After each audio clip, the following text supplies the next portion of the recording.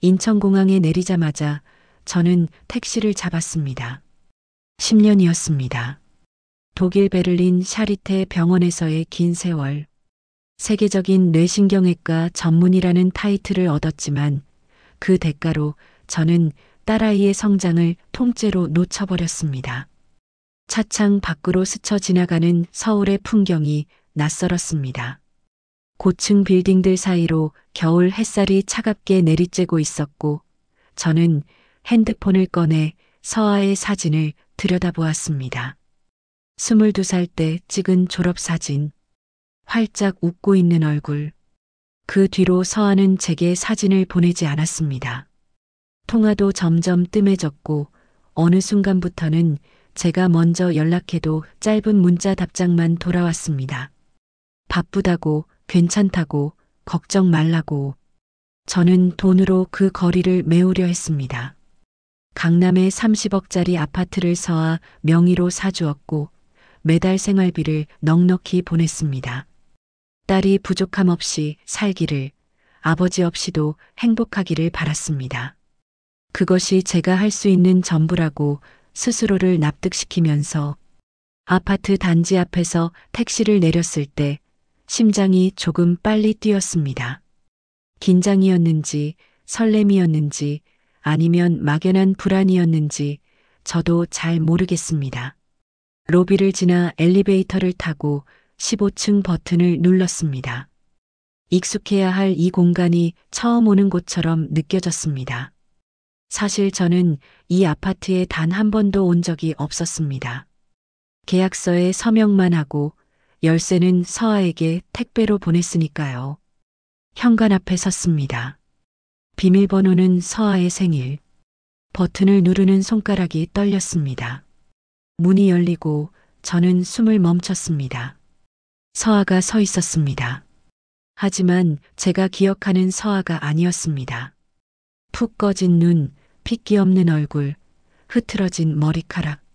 낡은 회색 티셔츠를 입은 딸아이는 저를 올려다보며 아무런 감정 없는 눈빛으로 물었습니다. 누구세요? 도우미 업체에서 오셨어요? 저는 한동안 말을 잇지 못했습니다. 농담이라고 생각했습니다.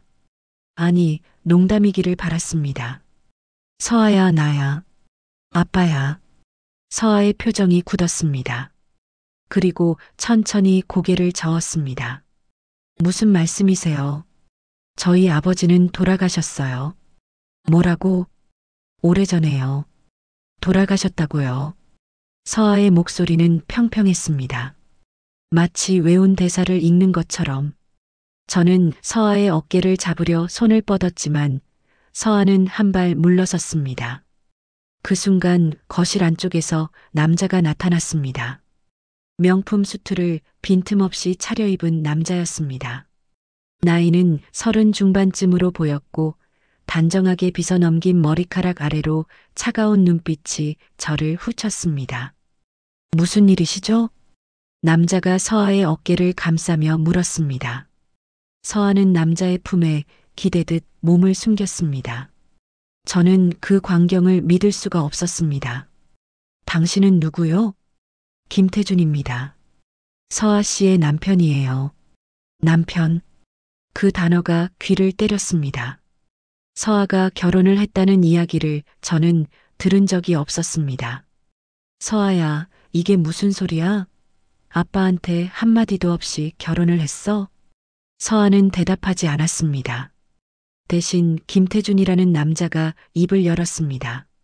서아 씨 아버지께서는 오래전에 연락이 끊기셨다고 들었습니다. 서아 씨가 많이 힘들어했어요. 버림받았다고 느꼈거든요. 버림받다니 내가 매달 생활비를 보냈어. 이 아파트도 내가. 아, 그 이야기요. 태준이 서류 봉투 하나를 꺼내 제 앞에 펼쳤습니다. 소유권 이전 동의서. 서아의 서명이 또렷했습니다. 저는 글자들을 읽으면서도 머릿속이 하얘지는 것을 느꼈습니다. 서아 씨가 직접 서명하셨어요. 이 아파트는 이제 저희 부부 공동 명의입니다. 그러니까 태준이 미소를 지었습니다. 입꼬리만 올라간 눈은 웃지 않는 미소. 이제 나가주시죠. 저는 서아를 보았습니다. 딸아이는 고개를 숙인 채 바닥만 내려다보고 있었습니다. 저는 간절하게 서아의 눈을 찾았습니다. 제발 나를 봐라. 제발 무슨 일인지 말해다오. 그리고 서아가 잠깐, 아주 잠깐 고개를 들었습니다. 그 순간 저는 보았습니다. 서아의 눈 속에 서려 있는 것을, 분노도 미움도 아닌 깊고 절박한 공포, 살려달라는 소리 없는 비명. 서아는 곧바로 다시 고개를 떨궜습니다. 하지만 저는 확실히 보았습니다. 30년 넘게 환자들의 눈을 들여다보며 살아온 제가 그것을 놓칠 리 없었습니다. 나가세요. 태준이 문을 열었습니다. 저는 천천히 뒷걸음질 쳤습니다. 아직은 때가 아니었습니다. 여기서 소란을 피우면 서아가 더 위험해질 수 있었습니다. 문이 닫혔습니다. 저는 복도에 서서 한참 동안 움직이지 못했습니다. 다리에 힘이 풀렸습니다. 벽에 등을 기대고 천천히 주저앉았습니다. 10년. 저는 10년 동안 무엇을 한 걸까요? 돈을 보내면 된다고, 성공하면 된다고, 나중에 다 보상해주면 된다고 스스로를 속여왔습니다. 그 사이 제 딸은 저런 남자의 소나기에 들어가 있었습니다. 아버지가 죽었다고 믿게 되어 있었습니다. 저는 두 손으로 얼굴을 감쌌습니다. 서아야, 아빠가 반드시 너를 구하마. 이번에는 도망치지 않겠다. 이번에는. 그날 밤 저는 호텔방에서 한숨도 자지 못했습니다. 천장을 올려다보며 서아의 눈빛을 떠올렸습니다. 그 짧은 순간에 담겨있던 공포. 저는 그것을 놓치지 않았다는 사실에 매달렸습니다. 아직 늦지 않았다고, 아직 서아를 구할 수 있다고. 다음 날 아침 저는 오래전 함께 일했던 후배에게 연락했습니다. 그가 소개해준 사람은 20년 경력의 사설 탐정이었습니다.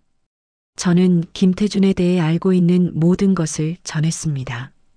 이름, 외모, 그리고 서아와 결혼했다는 사실. 일주일 후 탐정에게서 연락이 왔습니다. 강 박사님, 앉아서 들으셔야 할 것 같습니다. 저는 탐정 사무실의 낡은 의자에 앉아 서류 뭉치를 받아들었습니다. 첫 장에는 남자의 사진이 있었습니다. 김태준. 아니, 그의 본명은 김도일이었습니다. 이 남자 전문 사기꾼입니다. 일명 가족대행 서비스를 이용해서 타깃에게 접근해요. 고학력 여성, 특히 가족과 단절되어 외로운 여성들을 노립니다.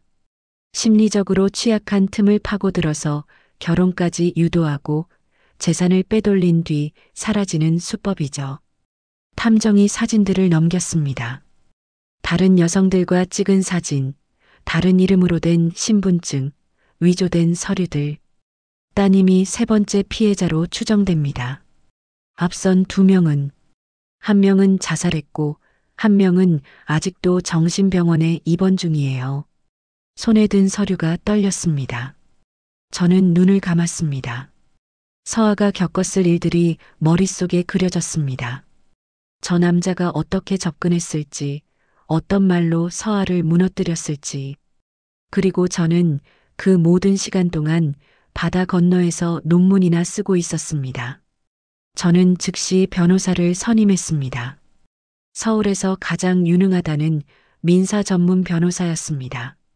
자산 동결 신청, 결혼 무효 소송, 사기 고소, 할 수 있는 모든 법적 조치를 준비했습니다.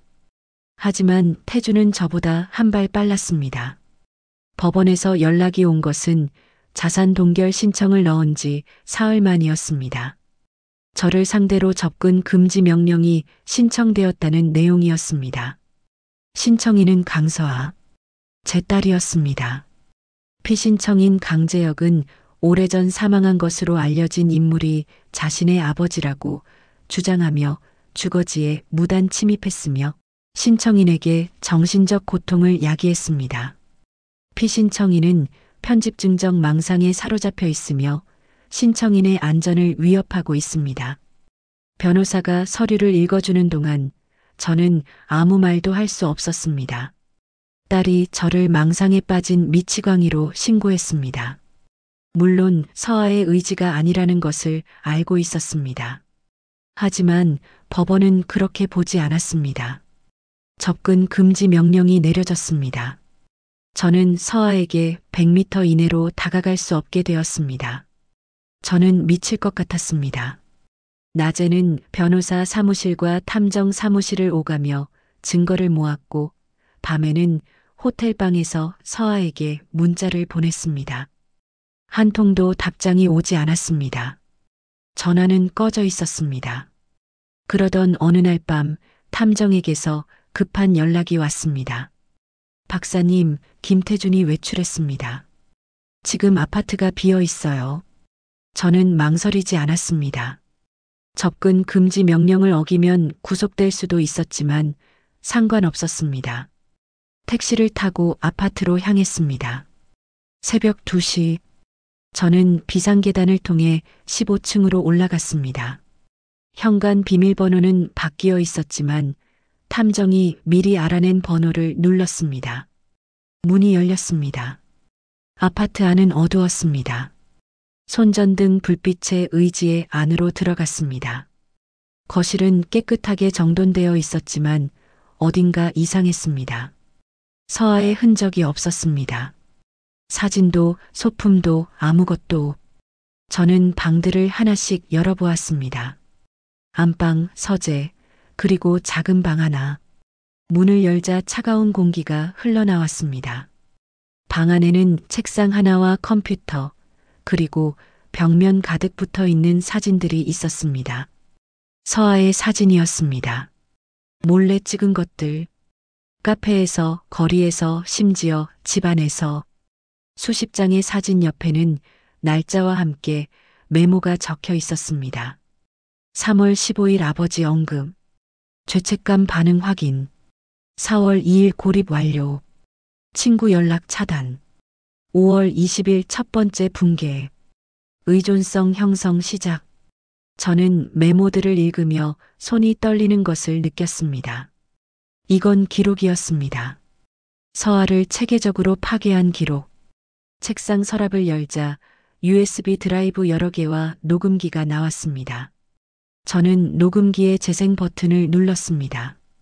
서아 씨, 아버지가 연락 안 하는 거 알아요. 당신을 버린 거예요. 인정해야 해요. 태준의 목소리였습니다. 그리고 이어지는 서아의 흐느낌. 아빠가 왜? 당신은 사랑받을 자격이 없다고 느끼는 거죠? 괜찮아요.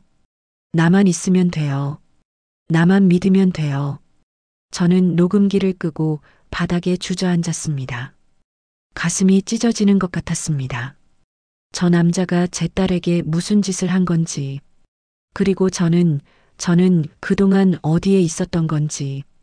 USB와 녹음기를 챙겨 아파트를 빠져나왔습니다.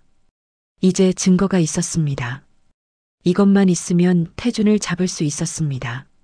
하지만 다음 날 아침 탐정에게서 다급한 전화가 왔습니다. 박사님, 김태준이 움직입니다. 서아 씨를 데리고 인천공항으로 향하고 있어요. 거액을 인출한 흔적도 있고요. 도주하려는 것 같습니다. 심장이 멎는 것 같았습니다. 저는 택시를 잡으며 경찰에 신고했지만 접근 금지 명령 때문에 제 말을 쉽게 믿어주지 않았습니다. 증거를 제출하겠다고, 녹음 파일이 있다고 소리쳤지만 절차가 필요하다는 말만 돌아왔습니다. 공항으로 가는 길, 제 전화기가 울렸습니다. 모르는 번호였습니다. 여보세요? 강재혁 박사님. 태준의 목소리였습니다. 차갑고 여유로웠습니다. 지금쯤 허둥대고 계시겠네요. 서아를 어디로 데려가는 거요? 그건 박사님이 알 필요 없는 일이에요. 아, 그리고 하나 재미있는 사실을 알려드릴까요? 태준이 낮게 웃었습니다. 서아 씨가 가지고 있던 박사님 의료 기록, 제가 다 확보했어요. 심장에 문제가 좀 있으시던데 예전 수술 기록도 있더라고요. 그게 무슨 박사님이 갑자기 돌아가셔도 심장마비로 위장하는 건 어렵지 않았을 거예요. 아쉽네요. 좀 더 일찍 행동했으면 깔끔하게 정리됐을 텐데. 전화가 끊어졌습니다. 저는 택시 안에서 두 손을 꽉 쥐었습니다. 분노와 공포가 뒤섞여 온몸이 떨렸습니다. 서아를 데려가면 안 됩니다.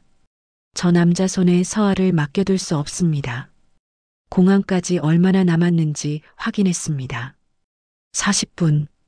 제발, 제발 늦지 않기를. 공항까지 20분쯤 남았을 때 제 전화기가 다시 울렸습니다. 발신 번호 표시 제한. 태준인가 싶어 잠시 망설였지만 저는 전화를 받았습니다. 여보세요.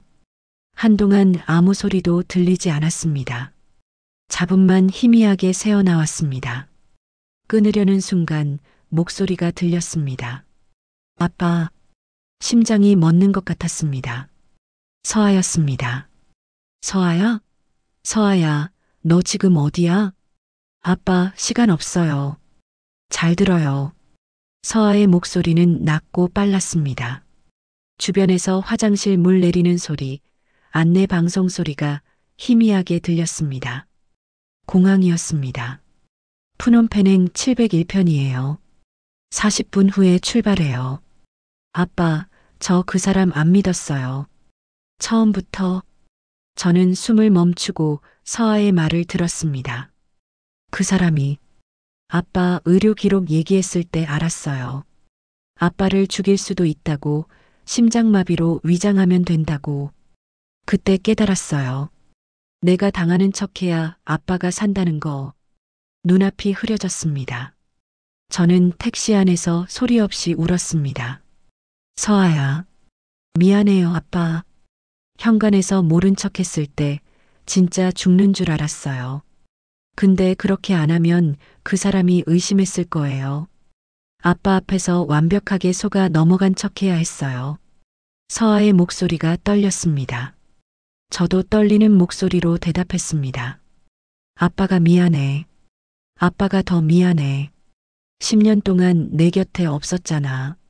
이 모든 게 아빠 잘못이야. 아빠, 지금 그 얘기할 때 아니에요.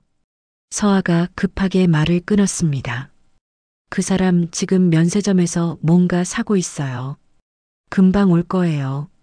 아빠, 경찰한테 연락해요. 제가 보낸 자료 있죠? 녹음 파일이랑 서류들. 그거면 충분할 거예요. 서아야, 비행기 타면 안 돼. 거기서 빠져나와. 못 빠져나가요. 여권을 그 사람이 가지고 있어요. 근데 괜찮아요. 아빠가 신고하면 출국 심사에서 걸릴 거예요. 저는 끝까지 모르는 척 할게요. 멀리서 안내 방송이 들렸습니다. 푸놈펜행 탑승 안내. 아빠, 끊어야 해요. 그 사람 온다. 서아야. 아빠, 사랑해요. 진짜로. 전화가 끊어졌습니다. 저는 즉시 경찰에 다시 전화했습니다. 이번에는 달랐습니다. 증거가 있었고 구체적인 정보가 있었습니다. 푸놈펜행 701편, 김태준, 본명 김도일, 전문 사기꾼. 저는 숨가쁘게 모든 것을 설명했습니다. 공항에 도착했을 때 이미 경찰이 출동해 있었습니다. 저는 다리가 풀려 제대로 걷지 못하면서도 국제선 출국장을 향해 뛰었습니다. 접근 금지 명령 따위는 생각나지도 않았습니다. 출국 심사대 앞에 사람들이 웅성거리고 있었습니다. 경찰 4~5명이 한 남자를 둘러싸고 있었습니다. 김태준이었습니다. 그는 여유롭던 얼굴을 완전히 일그러뜨린 채 소리를 지르고 있었습니다. 이게 무슨 짓이야? 나는 아무 잘못도 없어. 그리고 그 옆에 서아가 서 있었습니다. 창백한 얼굴로 하지만 두 눈을 똑바로 뜨고 경찰이 태준에게 수갑을 채우는 순간 서아가 고개를 돌려 저를 보았습니다. 저는 서아에게 달려갔습니다. 경찰이 제지하려 했지만 저는 멈추지 않았습니다. 서아도 저를 향해 걸어왔습니다. 그리고 우리는 출국장 한복판에서 서로를 껴안았습니다. 서아가 제 품에서 울기 시작했습니다. 소리 없이 온몸을 떨면서 저도 울었습니다. 10년 동안 하지 못했던, 아니 하지 않았던 일을 그제야 했습니다. 잘했어. 서아야, 잘했어. 다 끝났어. 한참을 그렇게 서 있었습니다. 나중에 안 사실이지만 경찰이 태준을 체포할 때 그는 공항에서 또 다른 여성에게 접근하고 있었다고 합니다. 새로운 사냥감을 물색하던 중이었던 겁니다. 제가 확보한 증거와 서아의 진술, 그리고 이전 피해자들의 추가 고소가 더해져 태준은 재판에서 무기징역을 선고받았습니다. 판사는 계획적이고 반복적인 범행, 피해자들에게 돌이킬 수 없는 정신적 피해를 입힌 점을 고려하여 엄중히 처벌한다고 말했습니다. 재판이 끝난 날 저는 서아와 함께 법원을 나섰습니다. 겨울 햇살이 차갑게 내리쬐고 있었습니다. 우리는 한동안 아무 말 없이 걸었습니다. 아빠, 서아가 먼저 입을 열었습니다. 응, 나 상담 받으려고요. 전문 심리 상담. 저는 고개를 끄덕였습니다. 당연한 일이었습니다. 서아가 겪은 일은 쉽게 지워지지 않을 것입니다. 그리고 나중에 괜찮아지면 나도 그런 일 하고 싶어요. 그런 일? 나처럼 당한 사람들 돕는 거요. 심리적으로 조종당하고 세뇌당하고 자기 자신을 잃어버린 사람들. 그 사람들한테 빠져나올 수 있다고, 혼자가 아니라고 말해주고 싶어요. 서아의 눈이 젖어 있었지만 목소리는 단단했습니다. 저는 딸의 손을 잡았습니다. 너라면 할 수 있어. 1년 후 서아는 마음의 쉼터라는 이름의 작은 재단을 설립했습니다. 심리적 조종 피해자들을 위한 상담과 법률 지원을 제공하는 곳이었습니다. 처음에는 작은 사무실 하나에서 시작했지만 서아의 이야기가 알려지면서 후원자들이 하나둘 모이기 시작했습니다. 저는 독일로 돌아가지 않았습니다. 베를린 병원에 사직서를 제출하고 서울의 한 대학병원에 자리를 잡았습니다. 예전 같은 명성이나 연봉은 없었지만 상관없었습니다. 이제 저에게 중요한 것은 딸 곁에 있는 것이었습니다. 어느 날 저녁 서아의 아파트에서 함께 저녁을 먹었습니다. 서아가 직접 만든 된장찌개와 계란말이. 솜씨가 서툴러서 찌개는 좀 작고 계란말이는 반쯤 타 있었습니다. 하지만 저는 한 숟가락도 남기지 않고 다 먹었습니다. 아빠, 맛없으면 맛없다고 해도 돼요. 서아가 웃으며 말했습니다. 오랜만에 보는 서아의 웃음이었습니다. 아니야. 맛있어. 진짜 맛있어. 저는 거짓말을 하지 않았습니다. 정말로 맛있었습니다. 10년 만에 딸과 마주 앉아 먹는 밥이었으니까요. 설거지를 하면서 저는 생각했습니다. 그동안 저는 돈으로 모든 것을 해결할 수 있다고 믿었습니다. 좋은 아파트, 넉넉한 생활비, 남부럽지 않은 환경. 그것이 아버지로서 할 수 있는 최선이라고 스스로를 속여왔습니다. 하지만 서아에게 정말 필요했던 것은 그런 것이 아니었습니다. 함께 있는 것, 힘들 때 손 잡아주는 것, 괜찮아라고 말해주는 것. 결국 서아를 구한 것은 30억짜리 아파트가 아니었습니다. 서아의 눈 속에서 구조 신호를 읽어낸 것, 그리고 무슨 일이 있어도 포기하지 않겠다는 마음. 그것뿐이었습니다. 저는 창밖을 내다보았습니다. 서울의 밤하늘에 별은 보이지 않았지만 빌딩 불빛들이 반짝이고 있었습니다. 서아가 옆으로 와서 제 팔짱을 꼈습니다. 아빠, 내일 재단에 같이 가요. 봉사자분들한테 인사시켜 드릴게요. 그래. 가자. 우리는 그렇게 나란히 서서 밤을 바라보았습니다. 10년의 부재가 남긴 상처는 아직 남아 있었습니다. 하지만 그것을 치유할 시간이 우리에게는 있었습니다. 이제부터는 함께. 영상이 마음에 드셨다면 구독, 좋아요는 큰 힘이 됩니다. 감사합니다.